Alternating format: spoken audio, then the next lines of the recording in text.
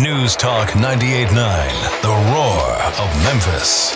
Tool Talk Radio with Joe and Allan.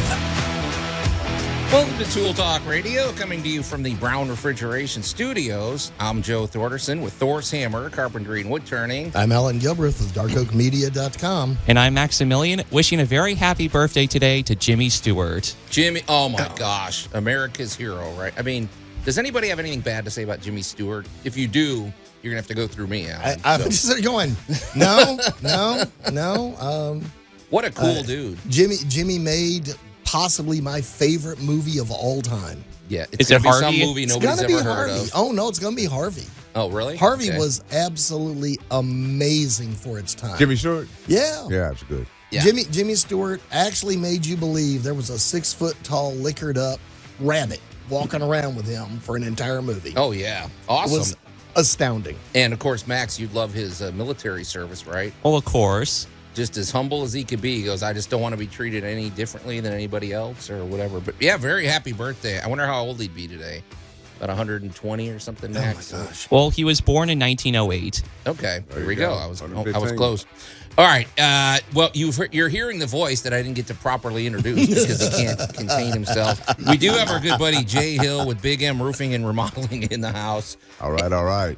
And Jay, you brought along a guest today, Joe Denton, who is the GAF Territory Manager. Joe, hey, welcome to Tool Talk, man. Hey, thanks a lot, Joe. Thanks for having me today. Yeah, good to have you. So, well, let's set the table, Alan. I don't even know where to begin. I'm looking at my, sometimes I'm guilty of over teasing, and we don't get to everything so I have to pick and choose There you go. what we're going to discuss. So let's this one I think we'll get to. You're really gung ho in our tool tales. You're really gung ho about this new 40-volt battery powered chainsaw.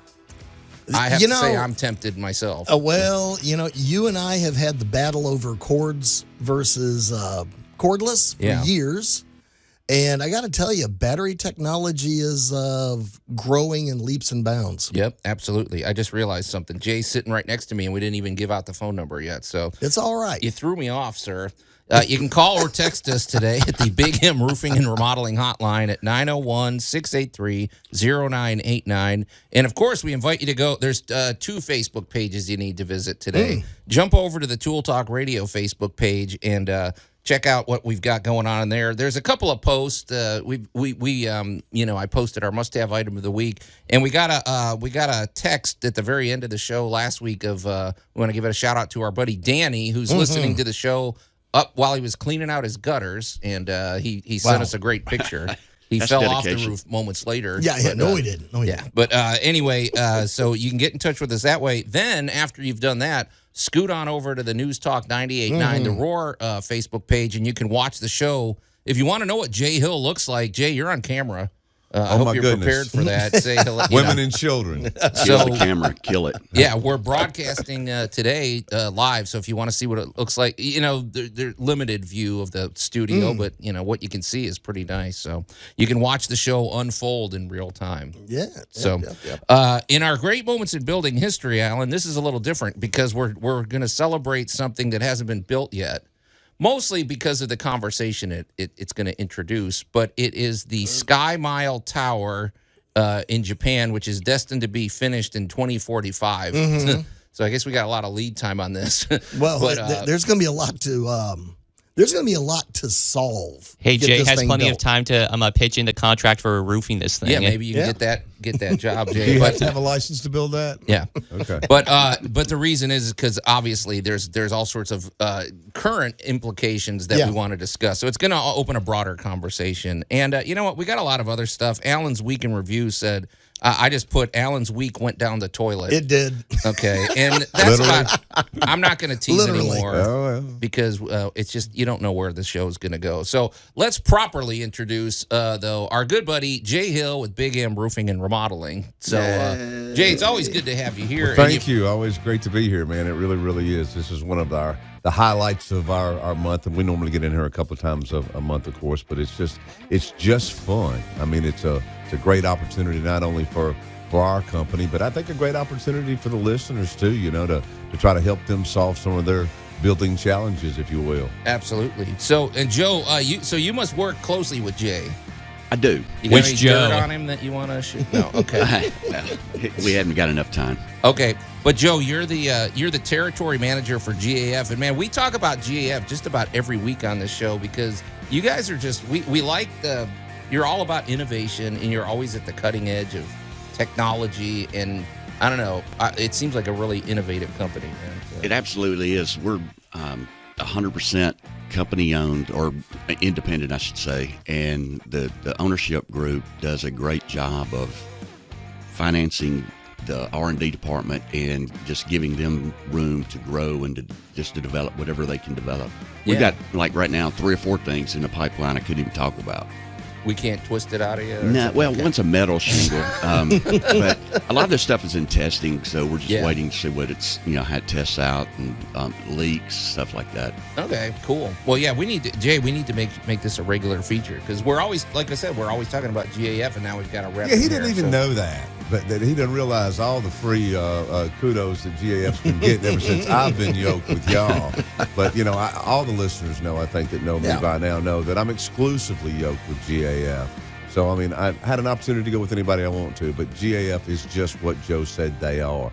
They represent the market in a way just second to none. Yeah. And they're just there, and they are the cutting edge of technology, and it's just been a great relationship. What do you got, Max? Hey, Joe, I got a text from Joe. Oh, jeez. Okay. All right. With a question. What does Joe want to say? I had my siding replaced last summer with Hardy board, and they took off all the gutters and didn't put a drip edge back on. Is this a big deal, and is it a job you could do? Our roof is not that old. Thanks. Okay. Well, I guess we're jumping into questions right now. So, Absolutely. Jay, what do you? I'm throwing that to you, man. Yeah, it is. It is a job that you can do. It's always best to put drip edge in when you're putting on a roof. At least it's easier. If they didn't put the gutters back on, that is a plus because then the drip edge can actually be slid up under the first run of shingles, if you will, and then come down the fascia board. If you decide you want to add gutters, then the gutters, of course, would go on last, but certainly something you can do. Now, keep in mind what drip edge is for the people that aren't the caller right now. Drip edge is designed to help you basically dissipate the rainwater that comes off of your roof line and keep it off of your fascia board, which typically will always end up rotting that fascia board, and you see it all over town. Now, it's a Shelby County code item, but it's not enforced. So you can go buy a new home right now that's probably had 10, 12 inspection passes without drip edge, but it is in the IRC as Shelby County code. A lot of your insurance companies on insurance claims, if you have code coverage, which a lot of them do, will actually pay to install that at time of re-roof. But I think it's a great idea. It's on my home. I know it's on Joe's. I know it's on y'all's because I did it. So having said that, the answer is absolutely yes. It's affordable. Of course, depending on how big your home is, but it's something that's it costs about what the gutters cost. Jay, tell them what a drip edge looks like because we like to paint a picture here. I know what that's it is. a hard picture to paint. It's metal, right? It comes in 8 and 10 foot strips, but it's basically an aluminum apparatus, if you will, that can go anywhere from 3 to 6 inches on the flat plane that goes up onto the decking surface itself, and will extend down on the fascia board anywhere from 1.5 inches up to 3.5, 4 inches, depending on the pitch of your roof. Because the pitch of your roof is going to dictate where those rafter tails are and what kind of opening that you have there. And I tell you where we sell a lot of drip edge if you've got critter problems.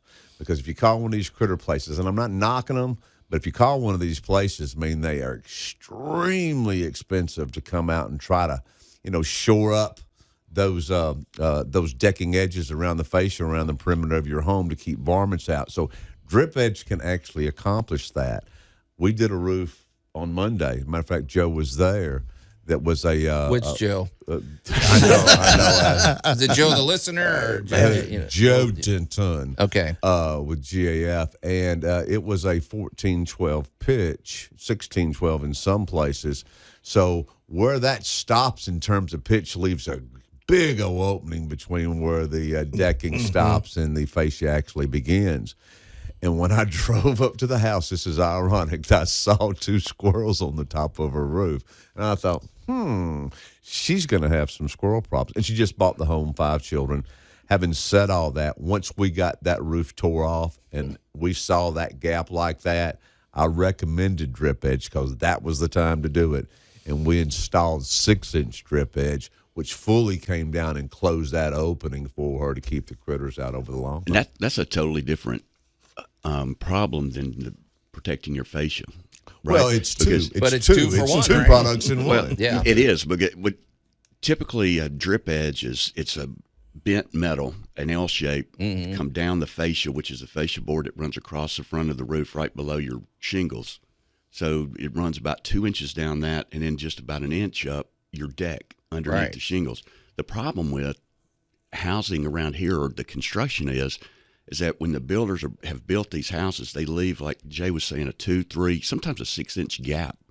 And so the shingles are just covering that. And you imagine squirrels, roof rats go underneath your shingles and then straight into the attic. They don't even have to chew anything.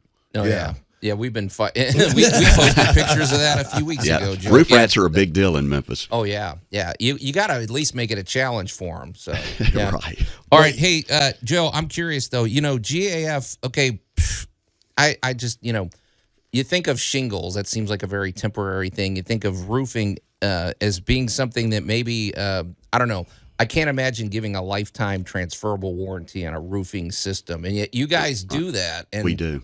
It's kind of a big deal, man. And so both you must of y'all really got that, by the way. Yeah, on we your both, roof. Allan and I both have those. But I'm really curious, is anybody else out there doing that, or Well, yes. So GAF has what we call a certification program, and about 3 to 5% of the contractors in any given market are certified with GAF. And J's status is what we call Master Elite.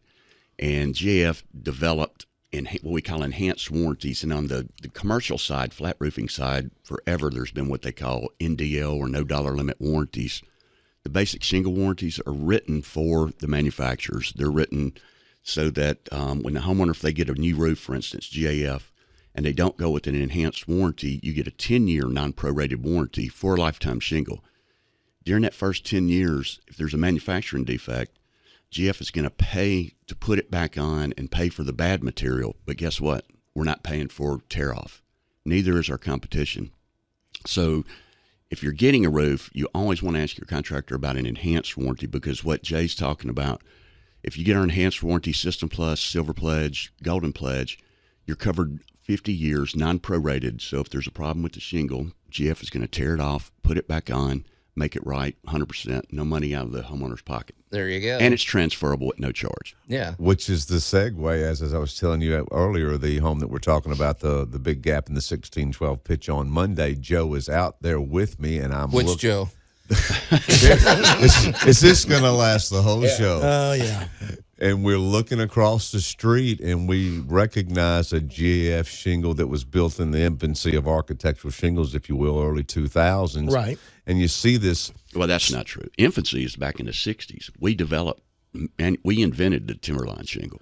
I'm talking about what we know in the marketplace. They really came out mid to late 90s. That's when we started putting them on houses. In this market. You're off mic, Jay. I'm sorry. Sounds like I'm off topic, too. It's funny, you guys, unless you're watching on the studio cam, you don't get the Royal Retreat studio cam, I should say, Allan. Yes. You don't get to see it. It looks like you guys spar quite a bit, right? I mean, No. you As guys a matter have of fact, healthy I'll never see him debates, again or- after today. Okay. But what I'm There's an saying is interesting dynamic here, Allan. So we noticed this defect from this Right. shingle regardless of when it was, available. And So this is 15 years ago when this got this put one on, was right? put on in 2021 or 22. We know that now Oh, because okay. we got the paperwork. But anyway, we approached the widow Right. across the street and said, Said, hey, we see I this Scared on the your crap roof. out of her. really? Yeah, I'm sure you We did. Yeah, and who knocks on your door and says, hey, listen, we're with GAF and we can get you a free roof. It's not going to cost you anything. And she's like, No, we didn't say that at first. We found well, not out at she first had till the we warranty. got we found out that she had the warranty that we were talking Right, about right now. So this is why we're talking about this. And so she has an opportunity. She's not acted on it yet, but literally she's got a defective shingle that is covered under this same enhanced warranty that Joe is talking about that is 22 years old. There you And go. GAF is going to assume the liability if she decides to move forward with it. She's still talking to her daughter. She's Right. she's a senior.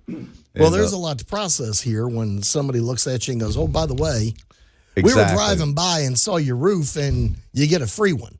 Yeah, you need to process like that 10 for a men. minute. We're going to put you on the front of Siding Monthly. And Yeah. do you mind if we put you home? Yeah. No, it's none of that. So it did scare her a little bit, but that is a real story of a manufacturer's defect and a shingle that's covered under warranty for life. I mean, it's unbelievable. First 50 years. So it's real. That's what I mean. It's like I don't know any other. I've never heard of that, Alan. I mean, it's just sort of. It's going to be pushing forward. What I find is amazing is that basically when you look at the logistics of shipping roofing, it's something like 1/3 of all shingles used today is GAF, or the number might actually be higher. It varies from market to market. It does, but just then sure. the overall kind of, and I'm like, that's a lot of product. It is. And that is a stunning amount of product when you consider, the size of the areas that your product's being used in. Absolutely. And your product is being used in very different areas. Oh, so I mean, New Mexico roofing, not necessarily dealing with the same issues as Memphis roofing. One of the biggest differences is algae between here and New Mexico. It's a dry climate out Right. there. Here in the southeast, southwest, it's a horrible issue. Blue-green algae. It's the black streaks you see on the roof. Yes. Turns black because it's protecting itself from the UV rays of the sun, but it's blue-green algae. And you either use copper or mainly copper is mixed in with the granules of the shingles when they're being made, and that's what sheds or kills the algae. And what he's speaking about there is the new stain guard that's in the Timberline HDZ shingle, which is literally a copper and I think some other things in it too, right, Joe? Yep. Capsule that looks like one of the granules that's the color of your shingle. Mm-hmm. And I think it's a time release deal. We call it a PAR, P-A-R, polypropylene algae relief or something, but we're the only manufacturer that has this. We invented this actually about 2 or 3 years ago. So if you imagine just a grain of sand a little bit bigger that's copper encased in granules, that's what the copper is on most all shingles. That's how they get it into the shingles. So you still have the color. The copper doesn't change the color. The problem is that encapsulated copper over time stops emitting the copper. It stops leaching. Right. So GF has invented this plastic capsule that's sprinkled throughout the shingle, and it's time released so that it cracks over a period of time. So we're giving a 25-year algae warranty. Now, that's a prorated warranty. You can't do anything about algae, but for the first, Jay can offer a 15-year non-prorated warranty, and we'll clean it for 15 years. Nobody's going to be able to keep algae off a roof. It's just impossible. Yeah, and I think that's the other thing to think about, too, is that it's just algae, and although it is an eyesore, there's actually solutions to actually cleaning those and making your roof look just darn near brand new. Oh, yeah. You're mostly going to see that the way we're situated on the equator, right, Joe, on the north side of your home here. If your home faces the north, it's going to have the black streaks that Joe's indicated. Northeast. Yeah, you can drive around town, and that's pretty apparent. And I was actually going to ask about that. You guys just kind of beat me to the question because people do ask me on occasion, well, is this damaging my roof? And I was like, well, let me put it this way. It's an organic that will build up over time. And once it builds up enough, it's now a bed for something else. Yeah. Well, what moss you see, or something else. The moss comes when you have shaded houses, shaded roofs. Yep. The moss, I would be concerned more about that because it's going to trap moisture, keep moisture on hold the roof. moisture against the roof. Right. And, roof only sheds water. It's not waterproof. So, right. Yeah. I got a question, and you're gonna because when we start talking about that, what my mind goes to is, Alan, you know my feeling about pressure washers. I don't know. I'm just not the biggest fan of pressure washers, but I do see people cleaning roofs with pressure washers. I got things a great like that. story. And I got want to a ask good one because you're talking about algae. My feeling about algae or anything is usually you need it. You might blast it off with that pressure washer, but you didn't kill it. Yeah, you have to have something. And you're to just kill it. damaging your roof, right? Do not put a pressure washer to an asphalt shingle. Thank you. I'm going to tell you right now. Literally, it can come off by spraying the solution that we have on it and washing it off with a hose. It comes off like that. Mm-hmm. This is a funny, quick story, though. We got called on a call way back in the day when we were first getting started. It was a guy that my brother actually knew, and we go to the house and said, look, they're having all kinds of problems with this roof. I mean, they're trying to get it right.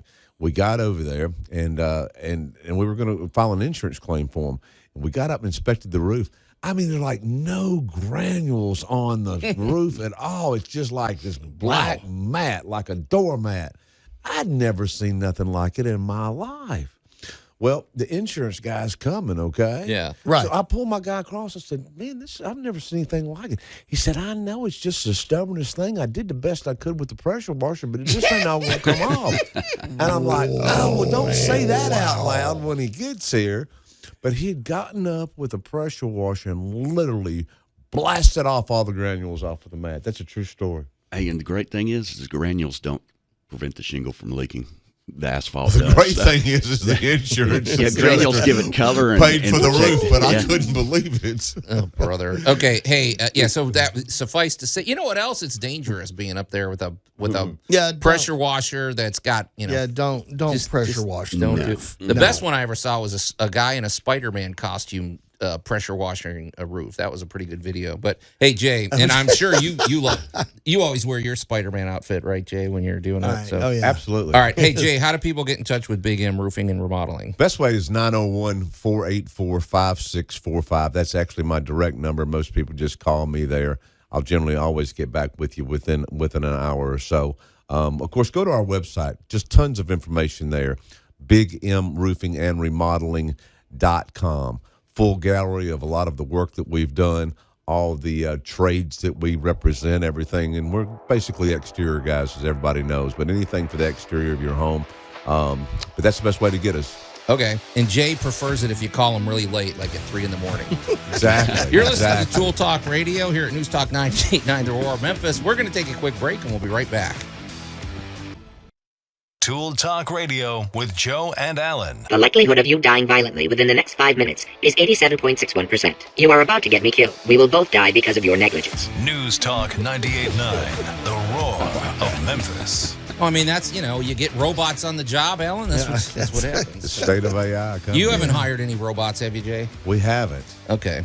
And welcome back to Tool Talk Radio, coming to you from the Brown Refrigeration Studios. I'm Joe Thorderson with Thor's Hammer, Carpentry and Wood Turning, here with my buddy Allan Gilbreth from darkoakmedia.com, our pal Max over there behind the glass, our good buddy Jay Hill, the man himself, and here with Joe Denton, GAF Territory Manager. And then, of course, we're getting texts from people named Joe. If your name's Joe, I don't know. I mean, if you want to add to the confusion, go ahead and call or text us. I need at least 2 more Joes out there to call in. Yeah. You need to call in. Just seriously. If you've never called in before, you really need to call in now just to make my morning. If we're going to get any calls, it's probably going to be today because it's Joe Day. Yeah, it's all Joe Day. So you can call or Joe text Day. us, ironically, at the Big M Roofing and Remodeling hotline at 901-683-0989. And we also invite you to watch the show on the Royal Retreat Studio Cam, Allan. They just need to zip over to the News Talk 98.9 The Roar web Facebook page. Yes. It's going now. Max is conveniently off camera as usual. I get people asking me, what does Max look like? What's his problem? Is he, why is he always? He's sort of like the man behind the curtain. Yeah. Okay. Not the Bonanza, but Little Joe. Little Joe. He's a junior guy behind the curtain in Oz. So. Although technically, I guess I'm behind the glass. Okay. Yes. All right. So anyway, it's all about that. And then, of course, we also invite you to go to our Tool Talk Radio Facebook page and give us a like over there. And later in the show, Allan, we're going to talk in our great moments in building history. We're talking about something that hasn't been built yet, but it's the Sky Mile Tower that's going to be going up in 2045 in Tokyo, Japan. It's mostly because it's leading to bigger discussions. That funny the word's bigger. Yeah, this is going to be a huge discussion. Yeah, so it's going to be pretty cool. And like we said, we'd love to hear from you as well. So, hey, guys, in a minute, we're going to continue our discussion with Jay and Joe. More Jay and Joe. Jay. We're rolling a theme. We're rolling with a theme. Okay, before we get to that, though, I do want to give a shout out to our good buddy Larry Brown from Brown Refrigeration because we only deal with the best here, Jay. I mean, as much as it kills me to give you compliments and stuff, I gotta admit, I know it does. Our sponsors are top notch, and of course that holds true with Larry Brown from Brown Refrigeration. If you have any HVAC needs, for one thing, they cutting edge technology. Now they're trained. They're partnered up with Train, Allan, Yes, and they are. They're a Train dealership, and that's because Train, it's the best. So, and also they are always interested not only in HVAC, it's also the clean air technology. I love the Remy Halo system that they deal with.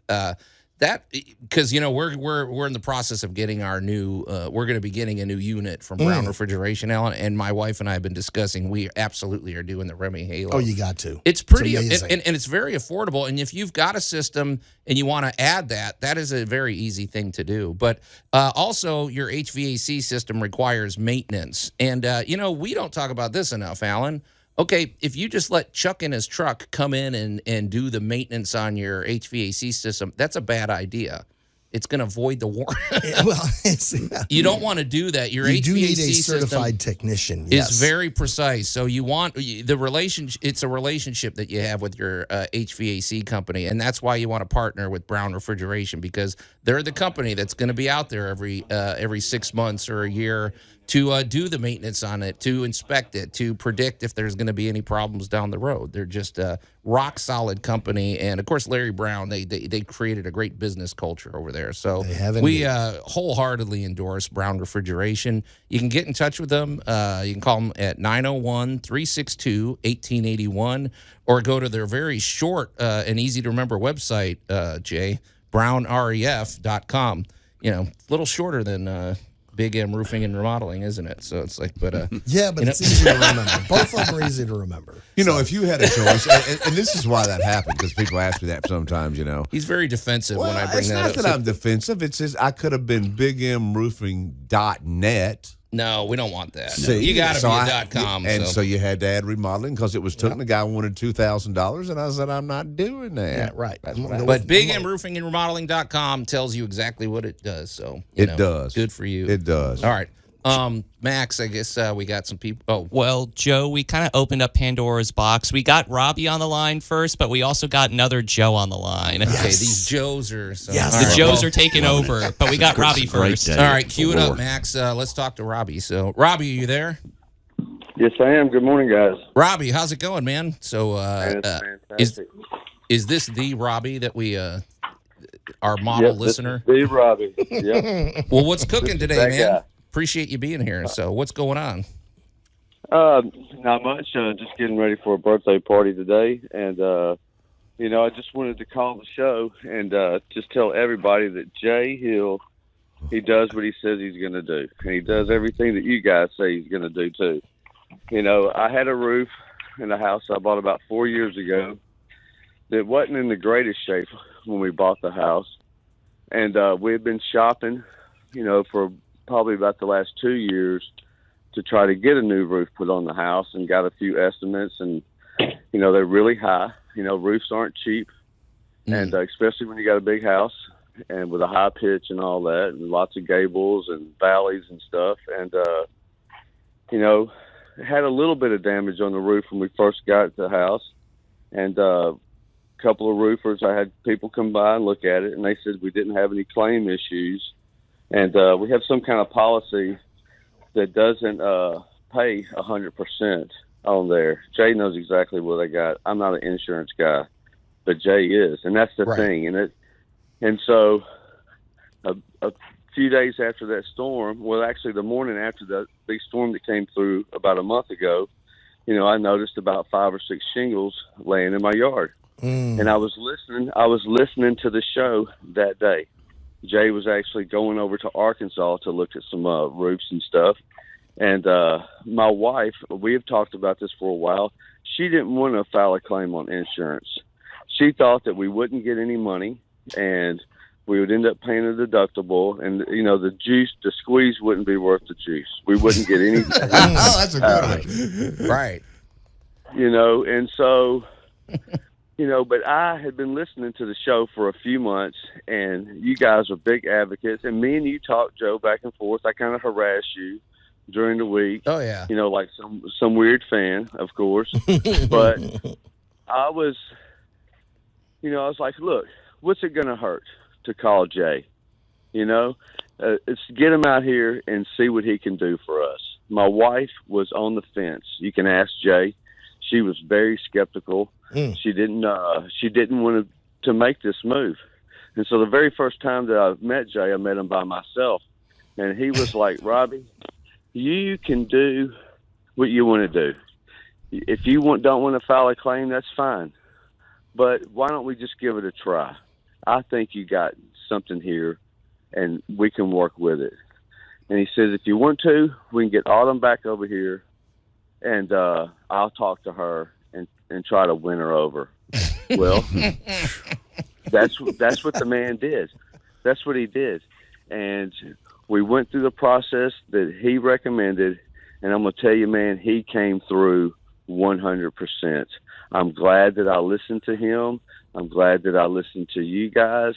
And my wife is 100% sold on Jay Hill Big M Roofing now. Well, there you go. We've said, yeah. Jay, what do you have to say about that? I tell you what, I'm 6 feet off the ground right now. Robbie, good morning, and to your lovely wife, Autumn. Good morning to you. Yeah, man. I think the point that this really brings up, Robbie, if you don't mind me saying, is this, and we see it all the time.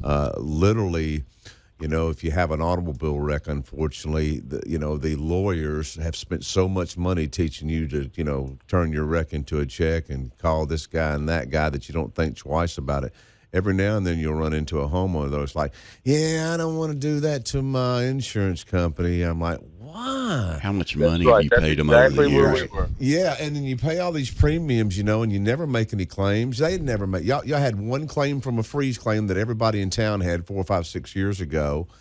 But here's the main point. The main point is that you cannot be judge and jury.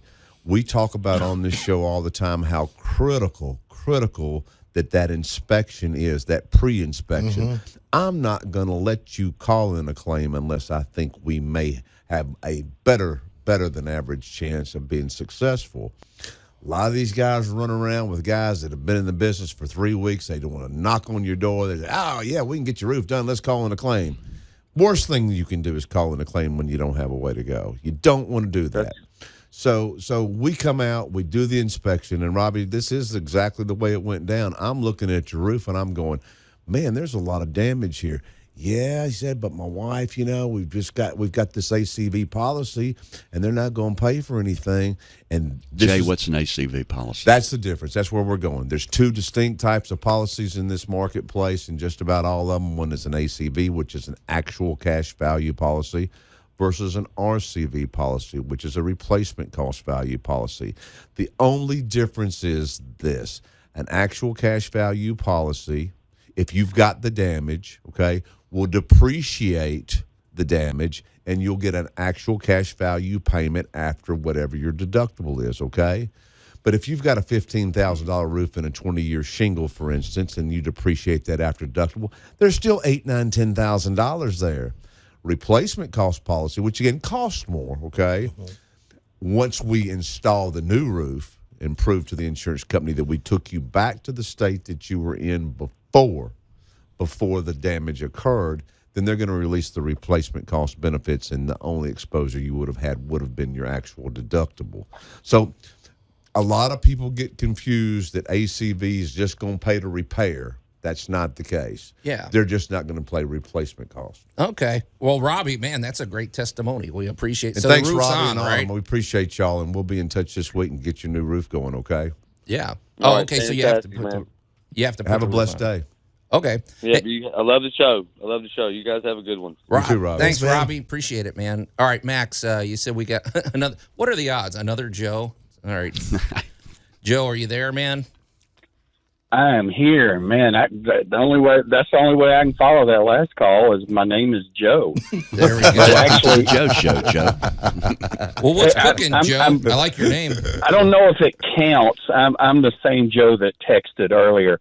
I just wanted to add to my text that they did put the shingles back on. There's about an inch gap there, but the soffit and fascia are both hardy board too.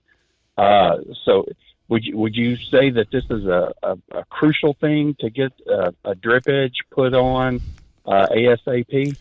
I like it, Joe. I mean, again, it was a code item for a reason.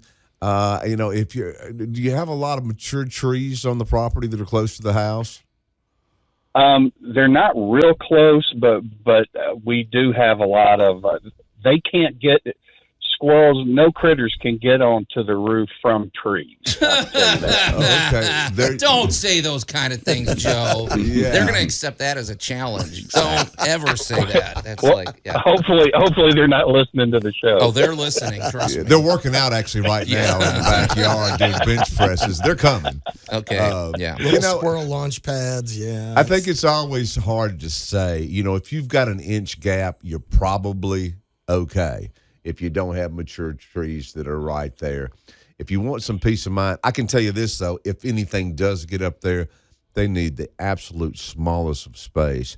Now, I can tell you that like raccoons, for instance, and squirrels, they'll literally chew their way through the wood. And this is what we've seen before. And, again, we're not experts in this business, but we've been exposed to it. If they get in there and they nest and they have the babies are fixing to happen right there, you're not going to keep them out. I don't care if you've got a master lock on the front of it or a bank vault. They're coming in and they're going to stay and they're going to have the kids and then they're going to go when they want to.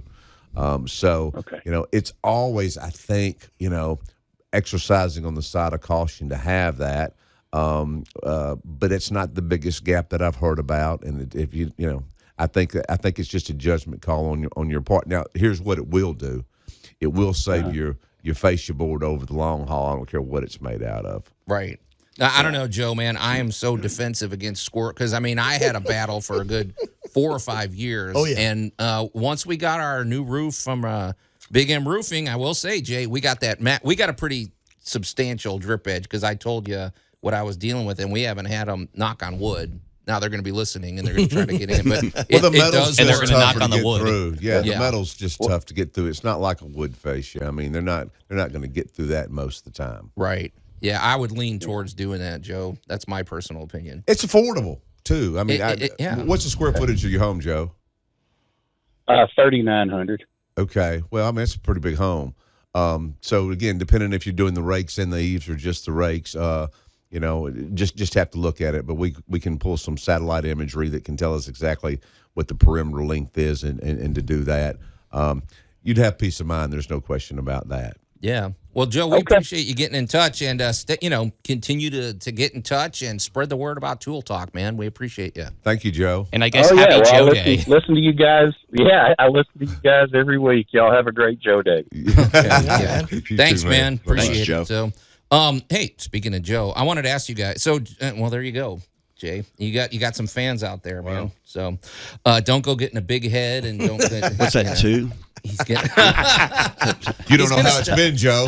He's gonna demand like a new chair and some fancy headphones. But hey, Jay, I was curious because you were telling us that as long as we're just shoveling out the love today, you said you're getting a lot of. You really are getting a lot of calls though from the show. So I think it's worth at least. Giving some shout outs to people. Yeah, it's been an incredible experience for me. I don't do any advertising. I've said that before on the show.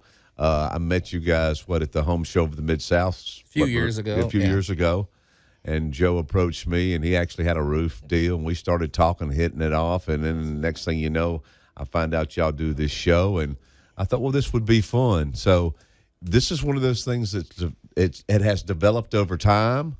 But, coming in here, and, of course, us being an anchor sponsor of the show, it's just been unbelievable. It's fun talking to the folks. People call in. They have real-life questions, and we've got some real-life answers most of the time. And it's been good for everybody, and we sure have enjoyed it. It's been effective for us. Oh, yeah. Yep.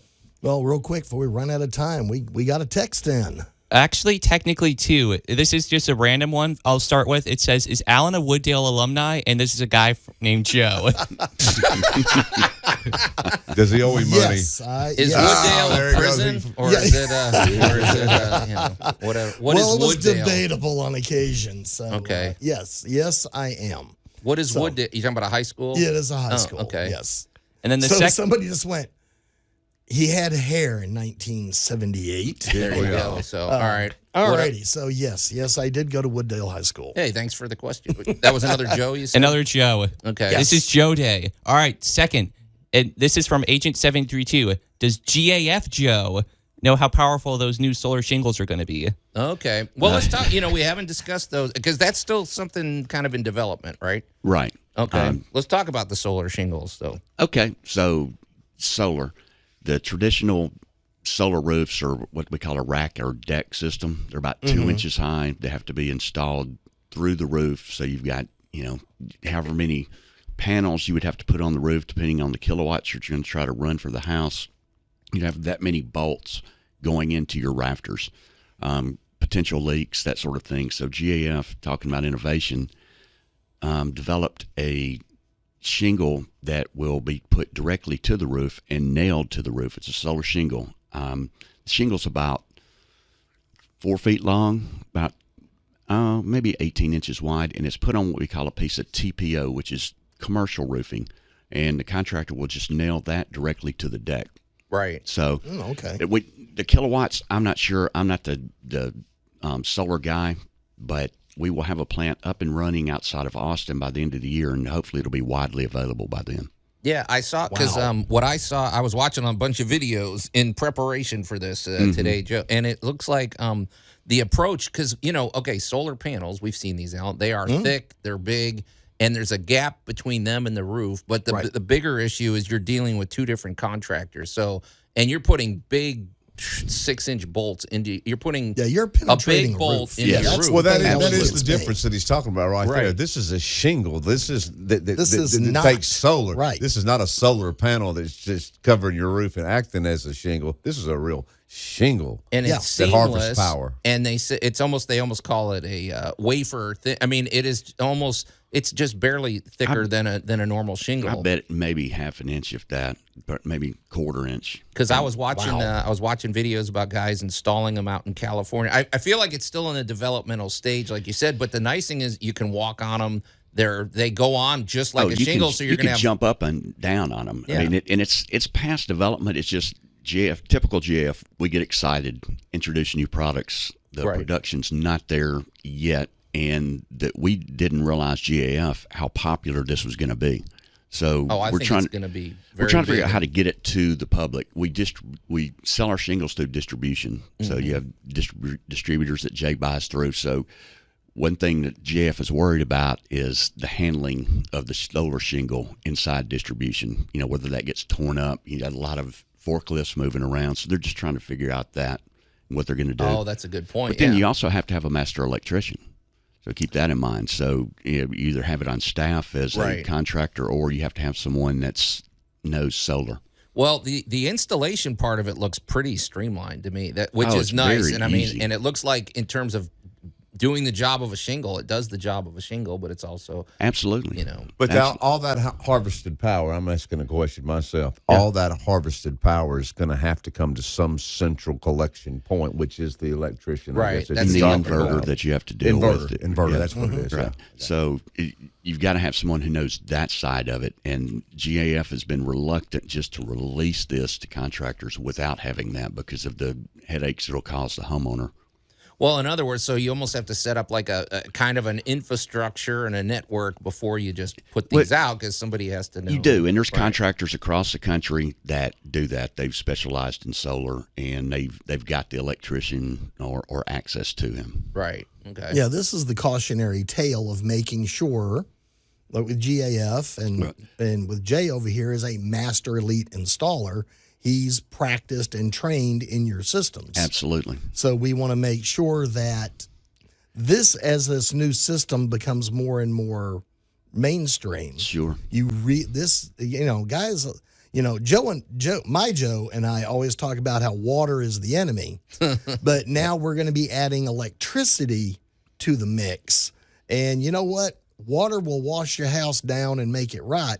Electricity going to burn you up. Yeah. So you're going to make sure these things are done properly. There's going to be licenses. There's going to be certifications. Yes. There's going to be some stuff that's over and beyond what your traditional asphalt shingle contractor can do right now that he's going to have to be extremely state well regulations.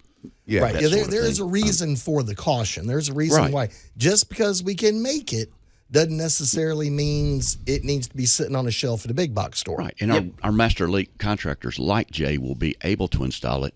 I don't know if Jay wants to install it, though. I mean, it might be something that just too much sugar for a dime, right? Well, I mean, to get your electrician and all of that out there. No, it's not that I would never not be open to any of the new technology. I think my only fear, if you will, coming in is just like if you watch Shark Tank. When somebody's pitching a product to one of those sharks, they talk about what their cost of the product is now, but if they do this, this, and this, and this, they can get the cost down where it's more affordable. This stuff right now, in my opinion, is not affordable. This is going to be in the GAF, though, the first shingle that's actually going to be able to collect. Where's that price point going to be? Because what nobody has said so far is what's available right now runs about $30 a foot. So a 2,000 square foot home is $60,000. So I don't know if it's going to be that much. No, I'm just talking about what's available right now that's on the market. Oh, okay. Now, 5 years from now, we got a new ball game. At the end of the year, we'll be in mass production at the end of the year, so the cost is going to come down just because of that. And that's what we need to see. Well, but the thing is, they're innovating. So you got let's lots going on. You guys, where'd that first hour go? You guys, can you stick around for a few minutes at the top of the hour? We want to tie this up before we send you away. So you're listening to Tool Talk Radio here at News Talk 98.9 The Roar Memphis. Hour 1 is in the can, but stay tuned for Hour 2.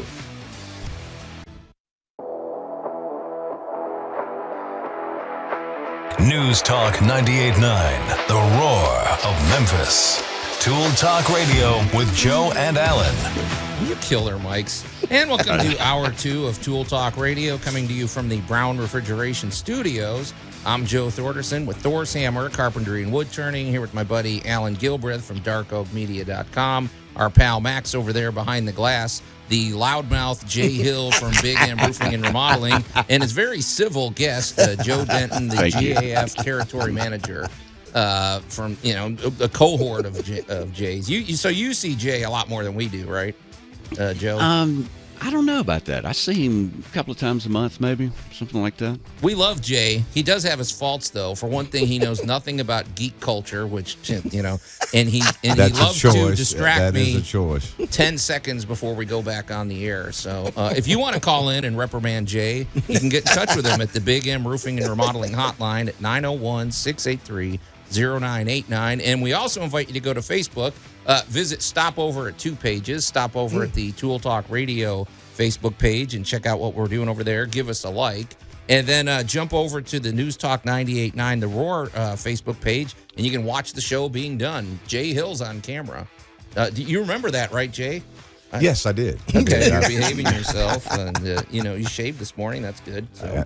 I can't say I did, but hey, you guys! Before the break, we wanted to tie up a conversation we were having because we kind of ran up against the clock. But we were talking, Joe Denton here. You're with GAF. You're a territory manager. You're kind of a little bit more in the know with some of the development that's going on. And we were talking about the new solar shingles, which to me the upside is they go on basically like real shingles. There's still things to be worked out, right, logistically, but I like that GAF is always thinking ahead. I mean, I guess that's the part I like. Oh, absolutely. The holy grail, if you will, is for GAF is a non-asphaltic shingle that performs like an asphalt shingle. Right. We're not even close to that I know of. Now, we could be with R&D. If you go to corporate a lot, there's a lot of NDAs signed a lot of times I bet. to get into the R&D building. So it's pretty cool that they do that. So, but we always hear about non-asphaltic. Right, and but the idea is it's going to be, so if you call in the future and you want a solar roof with GAF, you're not going to call two different you're not going to call two different contractors. You're roofing. You're going to call Jay, yes. and he's going to be the one contractor. He's either going to do it or he's going to, do the roof and have someone else install the solar. But he can install the solar. He's just going to have an electrician to do it. And you'll have to have the solar certification from GAF, I assure you. Yes. Just like we've got green certification. There's a lot of certifications you can have with GAF other than Master Elite. You can be a Master Elite along with these additional certifications that make it, right for you to be able to do those applications as well. But everybody's obviously going to have to be factory trained on those types of things. Yes. But the thing is, I still think in 5 years or maybe 10 years, roofs are going to be a lot different. I agree. I think so. And I agree. and it's all good. I mean, it's all positive development. So, but Jay, we didn't get a chance to give out your number and your contact. So how do people get in touch with Jay Hill? Best way to get us is 901-484-5645. That's my direct cell. Take calls all day, 7 days a week, 24/7.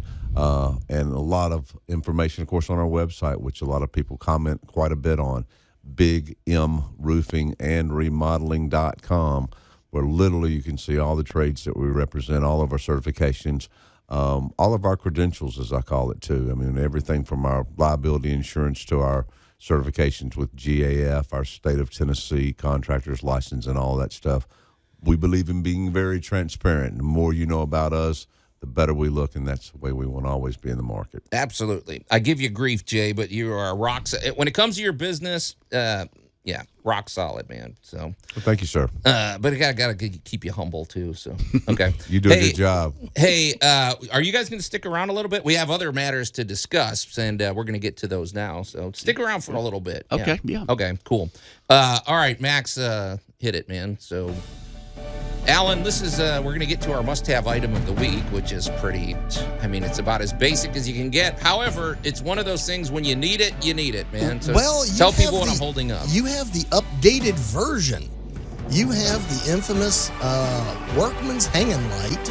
Yeah. However, you have battery-powered and LED. Is our camera on? Okay, now it's back. So I'm holding it up to the camera. Well, hold on. I think the camera light, whatever. But it is, okay, Allan, this thing is as light as it can be. It has a little, it's an ultra bright. I don't know how they've done this, but this thing it's powered by just a couple of AA batteries. But man, you talk about bright. This thing could light up a whole room. It does. And it's even got a little nifty magnet on the side. We keep this on our refrigerator for power outage or whatever. But flashlights are really improved since. Well, the LED is just one of those weird kind of almost accidents in the fact that it's nothing more than a simple semiconductor where the outside coating has been shaved down so thin the photon output blares through. That's exactly what I thought. I was about to say, Jay, I was like, I understood drop the mic moment right there. What are you talking about? What do you mean? Because, that's sort of the whole Well, thing. a lot of LED people- is changing everything. Well, everybody looks at LED, but nobody really gets what an LED is. I have no idea. Tell us. Tell us, man. It is exactly that. It's a semiconductor. All right, you have a conductor like copper, which just electricity passes through.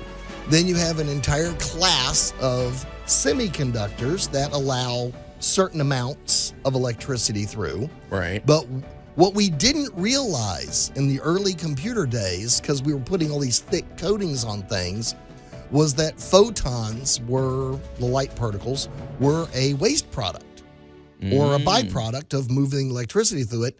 And somebody, and I will have to look it up, I don't remember right now, made a really thin semiconductor, and it lit up. Next thing you know, everybody's like, ooh, now we got an LED. So LEDs were one of those accidental discoveries? Well, it was accidentally on purpose. We suspected, but until somebody actually did it. Yeah. And then once we've now gotten the hang of it, because LEDs have been around for quite some time. They've been around over 20 years, but now that the manufacturing of it is really on point, LEDs have gotten ridiculously cheap. That's the thing. This flashlight, I think we spent $5 for it. Yeah. And the thing works great. I mean. And it is bright. You don't have a bulb burning out and to be honest, you don't have a bulb that's reacting to environmental. And I dare say I could probably drop this off of a 15-foot, whatever, and it's not going to break. Or, even if it breaks, I get a sense that the light's going to, I don't know. Well, you have the house. It's not going to shatter from the impact. Right. Well, you're not going to break the bulb. Right. There's Quote, no unquote. bulbs. It's like there's not a glass bulb in there. There's a little flat strip, and there's going to be some little tiny. Yeah. I hope the camera was on for Yeah, that. Jay just blinded himself. Dadgum. If you look at it, there's no bulb. There's just some tiny little metal bumps running down of just a printed circuit strip. Right. And when you put power to this, they really throw some light. And this technology is maturing and getting better and better and better and cheaper. Well, I feel like we're going to talk a little bit about batteries because I know in a minute when we get to our tool tales, but you're making me think of something else, Alan. Basically, I don't know about you guys, but I used to have the 20-pack of AA batteries, the whatever of AAA. We would have a drawer, and it was for batteries, and we don't really have that anymore. I mean, most of the things we use these days are either rechargeable, or we might have a few batteries laying around for like the TV remote. But I gotta feel like that's a good development, right, Alan? I mean, rechargeable battery technology. Well, seems to have advanced, right? Well, what I think about when you say that, though, is I think about, everything, trying to go green in terms of electric versus petroleum or oil-based stuff. And I think about what a blessing that is to have an alternative. And when you say, here we are in the LED, and I get all that, but one day what could go wrong with that where an alternative source could not still be a good option? Maybe it's because I'm getting older. I don't know. But if everything goes one way and that's all you've got, it's kind of like the attitude I guess I've had about computers all these years. One day, these computers go south, it's going to be a problem. Oh, yeah. I remember Y2K, the whole thing. Yeah, and although that didn't happen, that's the same point. No, but I mean, we didn't know. We thought. Do you want electricity or solar or, battery powered to be the only source of power that's available? Jay, you just teed up. Go ahead, Max. Maybe I bet Max and I are thinking this. I was going to go ahead and say that we actually got a text from Keith kind of adding to what Alan wasn't able to figure out, the name of the person who kind of helped with LED. His name was Henry Joseph Round. Yes. Henry Joseph. Okay, cool. Yes. Thanks, Keith. More Joes. Yes. Wait, I thought his name was Keith. So. No, I meant the person who helped with the LED, Henry Joseph Round. Yeah. We're up to about 6 Joes today. Yep. So. Yeah, but got to keep up the Joe tally. One thing, and we're going to get to this in our great moments in building history, which is a perfect way to cue it up, Jay, is I totally agree. You don't want to put all your eggs in one basket. I mean, there's a lot of different cleaner alternatives. I don't care what you say, though. To me, the idea that you just dig oil out of the ground, I mean, we're going to run out at some point. We can't just keep burning fossil fuel, so we got to figure this out. But I like the idea of going for, many different types of technology. Well, at some point, you have the accumulation of knowledge and technology. So the answer is not A or B or C. It's D, all of the above. Yeah. So, will there be a point where we don't need a gasoline-powered device? Probably not. We'll probably always have that alternative. Yeah. For there are going to be certain cases where certain technologies are just better. And there are but however, for the bulk option, we're constantly growing and evolving because, at one point in time, a big old stack of lumber and some candles was the height of technology. And then we got into forced gas, and then we discovered that, there's something called tuberculosis if you breathe too much of that. Right. And then, you kind of go down human history, and we kind of stumble from one technology to the next. Right. Yeah. And, all right, we do live in basically sci-fi at this point. I loved the one complaint I got from a minor level writer on the Star Trek shows who said, you don't really get it. We're trying to be sci-fi. Yeah. He goes, almost everything we think of, almost anything we get a step ahead of you guys is going to come out at CES in a year.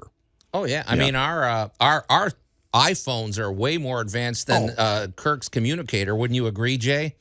Yeah, exactly. I was about to say that. Actually, what I was about to say is this. Yeah. I just want to be grandfathered in. Okay. And seriously. Well, you are. yeah. Because, by age. well, the generations are going to decide what they want to use, whether, like, you can't hardly teach a second grader today the concept of analog time because there's not any analog clocks anymore, that type of thing. So I like to be grandfathered in and have the option that I could die using petroleum if I wanted to.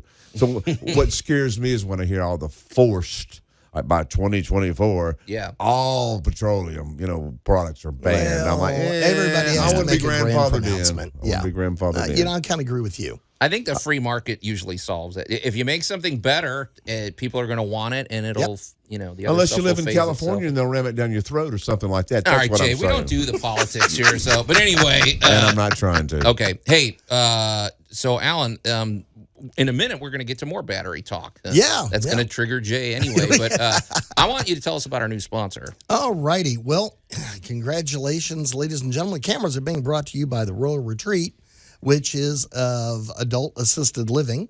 So if you have reached that point in time in your family relationships and life that you need a little help, it's time to call our friends over there. You can get in touch with Lana Candela at 901-563-2210. They are conveniently located at 6551 Knight Arnold Road, which is kind of in between everybody. Yeah. So you want to be between East Memphis, Collierville, Germantown, access to Good freeway access, too. Yeah, 385 and 240. Everything's right there, nice and close. Good, clean building, nice people. It's one of these things, give them a call or go take a tour of the facility. Right. They're happy to tour you around. Absolutely. And Alana Candela. Lana. Lana Candela. Lana Candela. Sounds like a Hollywood actress's name or something. Well, is she in showbiz? I don't think so, but she does a fantastic job of answering questions and making sure you're comfortable with your decisions. All right, awesome. Yeah, and it's an important thing. I mean, we It's a all big are going to topic, deal y'all. with it. And, Jay, no offense, but you're getting closer to that age. We got to start thinking about it. So, okay. Jay, you and I are in the same boat, man. Don't worry about it. Hey, very good. We love the Royal Retreat. Yes. So, all right. Hey, Allan. Let's. Boy, we're moving around a lot, but I think we're going to continue the battery talk, but we're going to exchange a tool tale. And now, Tool Tales with Tool Talk Radio. There we go. So, all right. So, very peaceful. We're we're going to sit around the fire here and exchange. This is one tool. It's not an actual fire. Right. But Allan, you've been talking, Jay, for what it's worth, I'm kind of in your boat. I never like to be forced into things. I always want to, come to the decisions myself. And for years, I was very resistant to battery powered tools. I don't know. But then, because my big thing, of course, I've said it many times, was the torque and the battery storage, because I just felt like they wore out. But I am 100% converted now because, man, I just feel like they've improved it so much, and I like that I don't have to plug in. Convenience. It is. So you're a battery man? I just, for that's gotten to a place where it makes sense. Right. But I was watching somebody sitting waiting for their car to get charged up the other day when I gassed mine up and I was gone. I'm like, what a waste of time. Well, I don't know. But when you have battery tools, you always have 3 or 4. Like I've got 4 batteries, so I just, while one is charging. But Allan, you're kind of leaning towards this new battery-powered chainsaw. I don't know if it's new, but it's improved. We've had battery-powered chainsaws for 20-something years that were, in my humble opinion, absolutely terrible. Okay. Just really didn't have the power. Just didn't have that gas-powered enthusiasm. However, I'm gonna go back years ago. Joe used to make fun of me. We'd be working on a job together, and he'd be dragging his cord around and hauling his drill up the ladder and trying not to hang himself and trying to fall off that thing. Yep. And then he begrudgingly would look at me and go, "Well, pass me your hey man, throw me up your drill." Oh, you mean the thing without the cord, without the stuff? Yeah.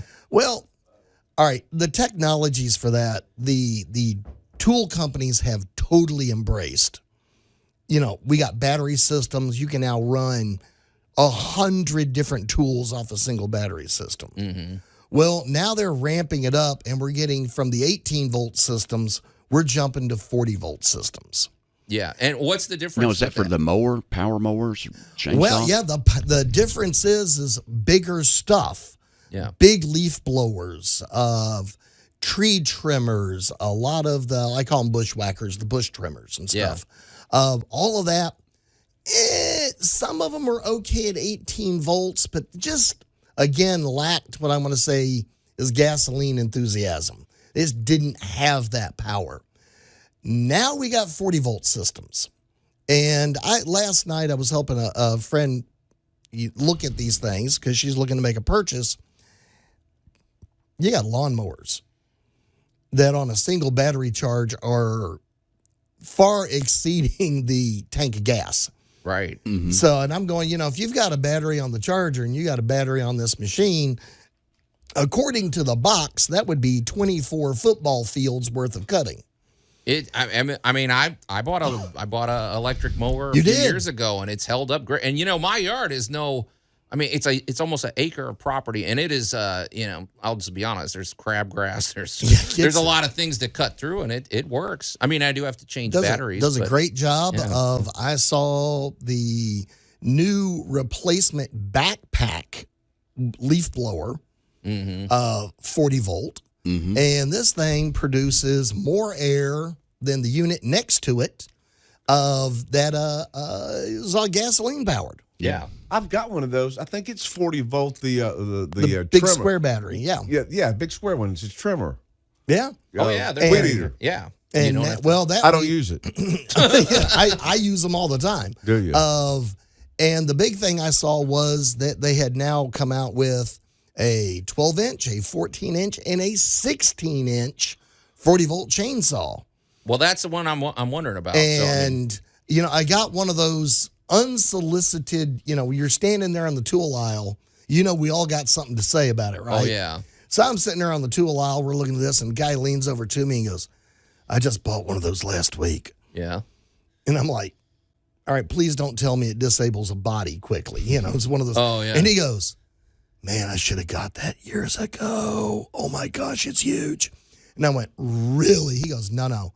This thing performs like you expect it to. He goes, I cleared out an entire backyard with the trees. Because, that's the thing. I remember about the last time I used a chainsaw, having to crank it and try to get it to start, and then you're breathing in fumes when you're up on a ladder, probably doing dangerous things. You don't really need to be doing that. So, yeah. And, this guy was just one of these unsolicited. Now, for full disclosure, I haven't bought one yet.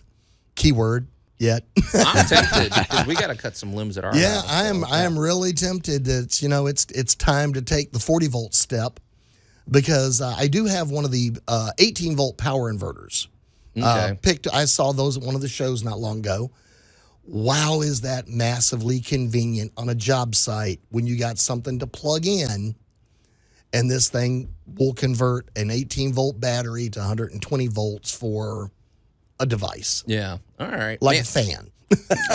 and then you just have to wonder what are these things gonna be like in 5 years? This is amazing stuff. Yeah, pretty cool stuff, man. So, Jay, you've got battery power tools, so I've got some. Okay. And again, my only thing when we're talking about the automobiles and stuff like that is again the convenience of those things have made sense. They are as good, if not more convenient than the old deal. The automobile, we're talking about the mileage that you can go on a charge and type of that. That's the stuff that's got to be worked out. Okay, and we'll work it out. We'll work it out here Sounds on Tool good. Talk Radio. We're going to take a quick break, and then when we come back, it's going to be our great moments in building history. Tool Talk Radio with Joe and Allan. The baler can flatten a car engine. It can cut off your arm and crush your entire body without skipping a beat. How many people a year do you think get their arms cut off in a baler? Baler? I hardly know her. News Talk 98.9, the roar of Memphis. And keep Jay away from the baler during the company Christmas party. I can just tell you that. I've seen some things, Jay. Sorry, man. Well, the battery-operated ones will be better. Absolutely. And welcome back to Tool Talk Radio, coming to you from the Brown Refrigeration Studios. I'm Joe Thorderson with Thor's Hammer, Carpentry and Wood Turning. Here with my buddy Allan Gilbreth from darkoakmedia.com. Our pal Max over there behind the glass. Jay Hill with Big M Roofing and Remodeling. And his pal Joe Denton, the GAF Territory Manager. And now that we're out of time, it's been great listening. No, it's a mouthful, Allan. Someone threw the show in the baler. No kidding. So you can call or text us at the Big M Roofing and Remodeling hotline at 901-683-0989, especially if you want to trigger Jay. It's not hard to do. If you want to have some fun, or if your name's Joe, that seems to be the theme we today. need some more Joe calls. Do you realize, Joe, at some juncture, if I ever retaliate, it's not going to be good for you. No. I'm just letting you know up front. I'm aware. So just remember, Jay, I'm your buddy. And also, we invite you to go to Facebook for a couple of reasons. You can go to the Tool Talk Radio Facebook page, check out the action over there, and also scoot on over to the News Talk 98.9 The Roar Facebook page if you want to watch the show. Well, if you want to watch, 3/5 of the show being done. Allan, I, and Jay are on camera, and Max and Joe have conveniently turned their cameras managed to off, hide. so Yes. they're hiding out. But you can see what it looks like in here. I will tell you, the studio, what you can see of it looks great, Allan. I mean, this studio is second to none. State of the art, beautiful, and it's a real treat to be here. So, also I want to remind we didn't mention this at the beginning of the show, Allan. And I'm sorry, we are brought to you. The cameras are brought to us by our buddies at Royal Retreat, the studio cams. I got to get that on the list. I got to keep remembering to say that. However, I also want to throw something out. We introduced something last week, Allan. Apparently, there are places of business that play Tool Talk Radio on Saturdays, and we want to give those people a shout-out when that happens. And also, Allan, you've got these nifty little Tool Talk Radio swag packs. I do indeed. So if you're a business, if you're a place of business that plays Tool Talk Radio, let us know, and Allan's going to drop by with some goodies for you. And we'll give you a shout-out because in gas stations, there's a lot of places that listen to Tool Talk Radio. So we appreciate that support, folks. So, all right, now, Max, I've been waiting for this all day. I can't wait. And now, great moments in building history. Also, if you've got an opinion on where that mysterious voice comes from, I mean, that's sort of the mystery of the show. Yeah. All right, Max, you brought this one to our attention, so we're going to let you tee this one up. I wanted to bring something a little bit different to the table. We've talked about structures that have been and are, but I want to discuss a structure that will be. And this is going to... I mean, this is in the plans, so I think this is a legitimate conversation. Yes. So we're all used to the idea of the Burj Khalifa, half a mile skyscrapers and everything. Well, Tokyo wants to take it a step further. They want to build a structure that's twice the size of the Burj Khalifa. No big deal. Yeah, no big deal. No big, that's no big feat.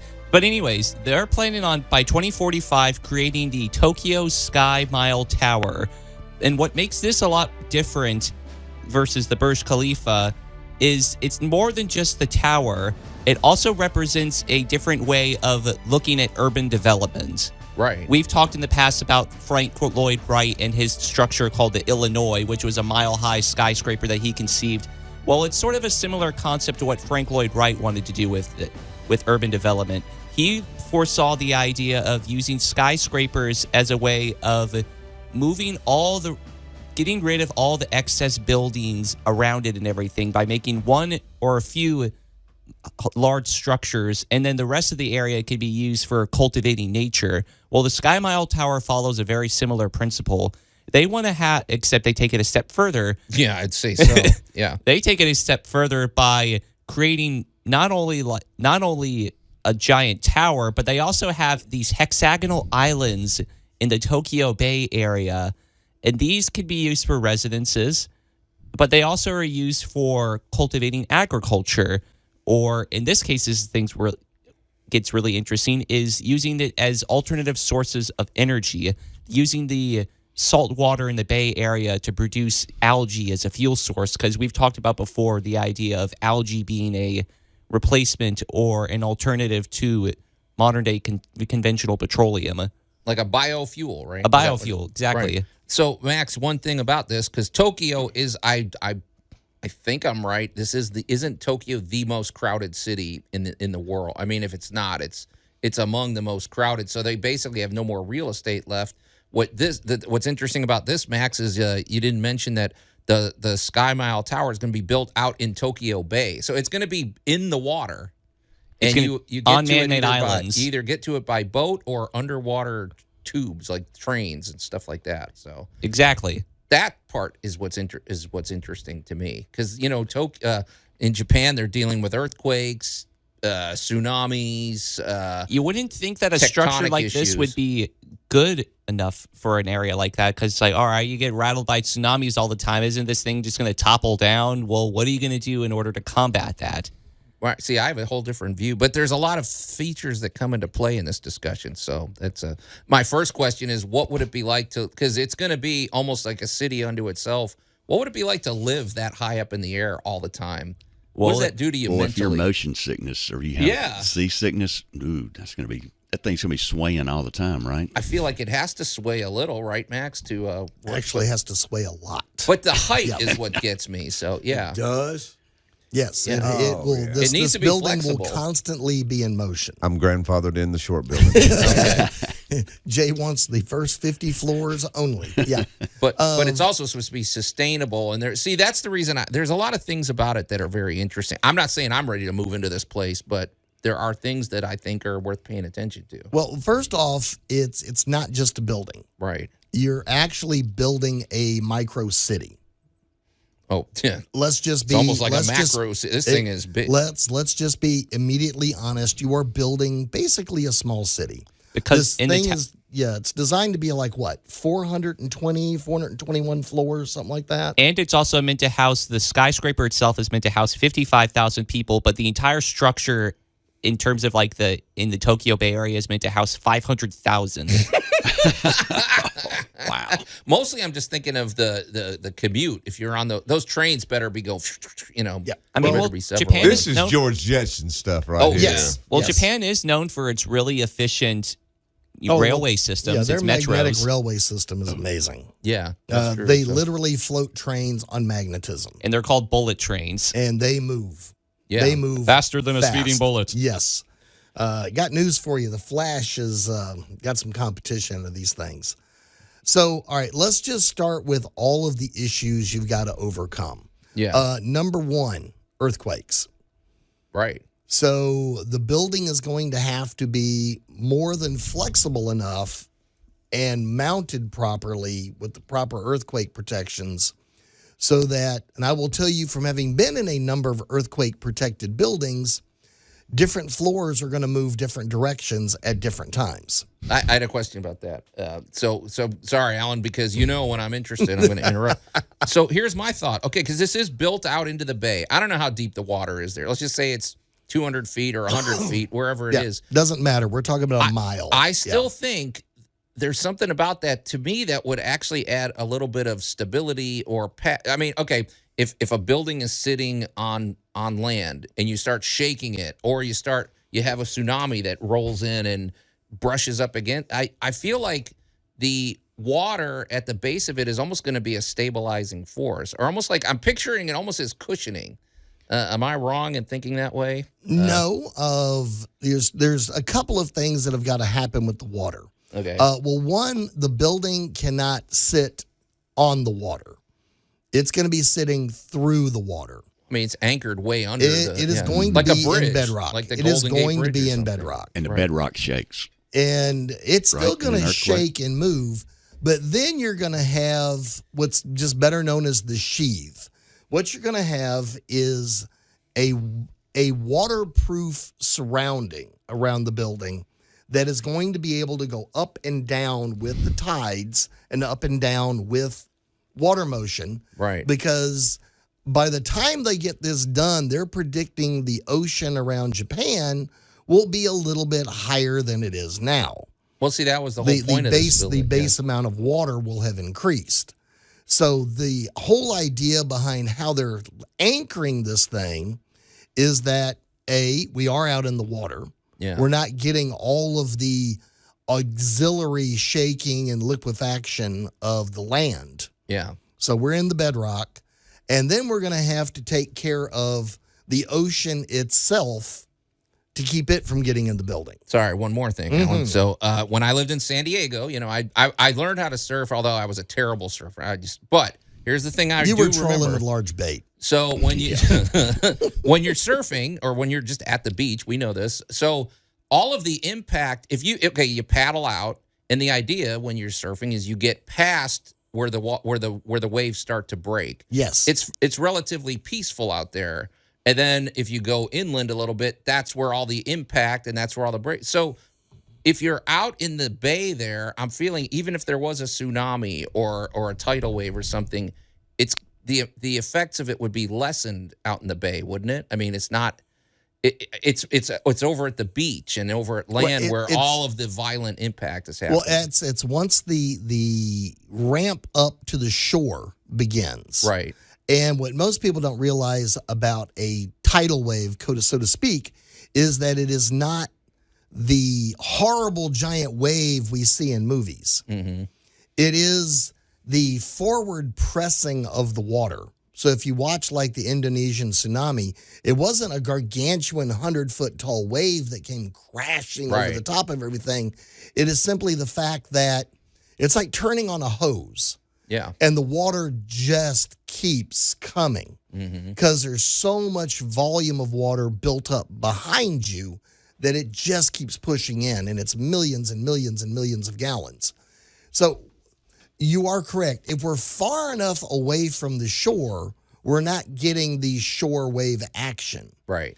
And if something like a tsunami does come in, depending upon exactly where it's located, and I'm sure their engineers are working feverishly on this, is how much would the water level raise around the building and still have the building be safe? Yeah. Well, another thing to consider in addition to the tsunamis is also the idea of high winds and typhoons. And what the Sky Tower does really ingeniously, it almost looks like it shouldn't work, but I guess it does, is when you look at it, it's kind of like a hexagon shaped, and there are like 3 supporting pillars and everything that the structure, and they kind of alternate as they go up. And so there's gaps in the building. There's like cantilevered areas, and it looks like it shouldn't work. It should all come crumbling down.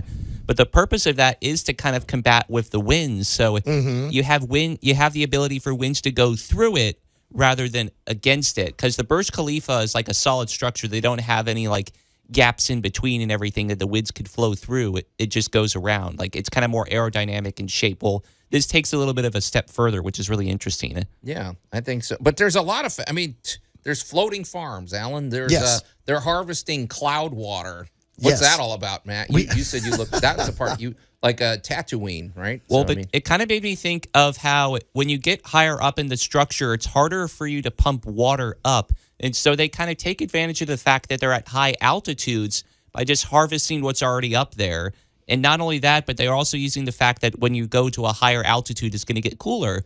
So why not use that in your cooling systems? See, no bit of energy wasted. I'm already picturing the marketing. So it's like, bottled cloud water. I wonder if that's better. You think would cloud water taste fresher, Alan? Well, it wouldn't contain any iron. Okay. Groundwater. What if a jet flies through there and it leaves a vapor trail? Would that be, do we need to filter this stuff or? Well, I would definitely not trust anything that came from the outside as a purified water. Yeah. But condensation trapping of water is not a new technology. Yeah. So, there's a lot, there's just a lot going on here with how are we going to cool it? How are we going to keep it? How are we going to run it? And they're also building into this the fact that agriculture will be taking place in the building. Right. Well, and outside, they got these floating pads of, have you looked it up, Joe? I thought I saw I you was Googling looking it up. some It's stuff. pretty interesting. Did you see these little hexagon floating? I did. Yeah. Yeah. Pretty. Yeah. So they're going to have the floating disc, which basically resemble the idea behind a lily pad. Right. Back to the air though, or HVAC. Yeah. If you're that high and you're pulling air from a mile high, how cool is that? Temperature wise. Yeah. Well, I wondered you have to have about a condenser. Well, I mean, I went to Denver. They call it the Mile High City, and you have to get used to that kind of altitude. I guess I'm wondering if you're on the top floors, do they got to pump in oxygen? Do they, or are you going to get lightheaded living up there? I guess if you have an apartment, they're going to offer that as a add-on. Yeah, I mean, so I don't know. But Alan, you did say one other thing. With it being out in the water, I have to believe there's always our cars, any type of technology, there always needs to be something that cools it off. Well, you're right in the middle of all this water. I'm sure that's got to be a benefit. Whatever functions need to be cooled, well, you run the water right through or something. However, I'm going to flip the script on that and go, however, it is saline. So you have water. I wondered about the salt part of it. But we're in salt water. Salt is a corrosive. And we all know that you ask anybody that lives by one of the Great Lakes, and your car rusts out pretty quickly and easily in those high moisture environments. I had a question about that, Alan. Well, welcome to a lot of things that are going to have to be overcome. Okay, we've talked in the past about Roman concrete, and Roman concrete was made with seawater, which there's chemical reasons where basically it regrows itself, basically. Yes. And that's why the Colosseum's still standing today. Well, could there be, I'm assuming they factored this in. It is salt. So maybe there's something in the building materials that are going to be where the salt is actually a benefit to I don't know. If I were an engineer, I would be investigating that with great enthusiasm, because the other thing to think about in any building, and this is the one topic nobody ever wants to talk about, and that is, what is the functional economic life of the building? I don't want to talk about it. Yeah, I know. Because I keep wondering about that. Nobody really wants to go, well, at what point do we need to knock this down? Yeah, that's a big investment. Yeah, people 200 years from now are going to hate us. It's like they're going to have all these skyscrapers that they're like, what do we do with it? What are they saying the estimated 2045 costs are of this structure? $100 billion. Somewhere around that ballpark. Yeah.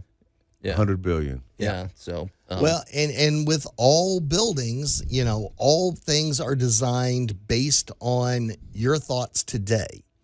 So if you want to see something funny, look at, quote unquote, the world of tomorrow from 50, 60, 70 years ago. Yeah. We don't live anywhere near like that, what the thoughts of what tomorrow we're going to be. But that's a good point. You know why this stuff interests me, Alan, though? Because it's not just, okay, this building is going to be the be-all, end-all, whatever. It's more or less, it reminds me of NASA, and, there's a lot of technology that they developed to get people to space that wound up being useful to us, like Velcro or, any number of things. Our cell phone, Teflon. So there's a lot of invention that comes out of this kind of project or this kind of thinking that's still helpful.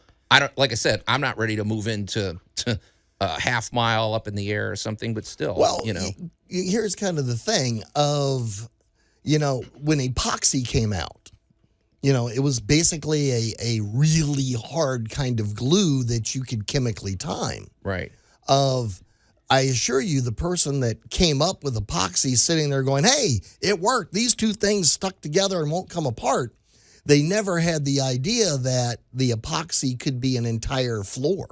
Right. Or that it could be what it would lead to. The first guy that came up with a carbon fiber, I'm sure they had an idea that, wow, we finally made this, but the true potential of it gets realized 20 years, 30 years, 40 years down the line as more and more people add other inventions to it. Yeah. And what I like about this structure is that it kind of represents a shift in thinking. I want to go back real quickly to a quote that I heard about GAF with regards to its solar shingles. One of the people said that the idea of energy from every roof. And I like that whole idea of not letting anything go to waste. Like, they literally talk about the idea of harnessing kinetic energy from the movement of the trains in this transit system for the Sky Mile Tower. So I like the idea because, like you said, Joe, the idea of it having far-reaching consequences. Well, if we have structures or engines or whatever that harness energy from whatever it is it's already doing, that has a lot of far-reaching positive implications outside of just a skyscraper. Yeah, it's funny because Joe. Yeah, I was thinking that GAF's culture I like because I mean you don't. I mean our first automobiles look nothing like they do today. You know they weren't nearly as efficient. But if somebody didn't just start the ball rolling and with that, so I mean the shingles you have today are going to be nothing compared to the ones you have 20 years from now. No, not at all.